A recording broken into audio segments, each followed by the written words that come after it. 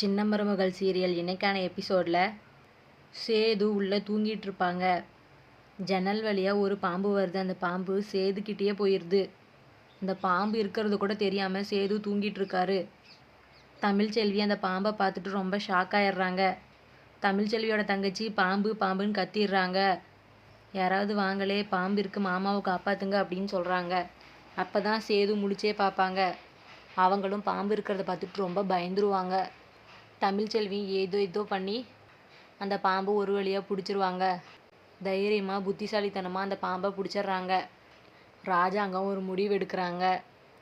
தமிழும் புள்ளத்தாச்சி பொண்ணு, அவள் அங்கே இருக்கிறது அவளுக்கு நல்லது கிடையாது. இனிமேல் அவள் நம்ம வீட்டிலே இருக்கட்டும், அவளை கூட்டிகிட்டு வாங்க அப்படின்னு சொல்லிடுறாங்க. சேதுவும் தமிழ்ச்செல்வியை போய் கூட்டிகிட்டு வந்துடுறாங்க. தமிழ்ச்செல்வியை ஆரத்திலாம் எடுத்து வீட்டுக்கு கூட்டிகிட்டு போயிடுறாங்க. தமிழ்ச்செல்வி சேதுக்கிட்ட வர வர பாசெல்லாம் ரொம்ப பொங்குது அப்படின்னு சொல்கிறாங்க.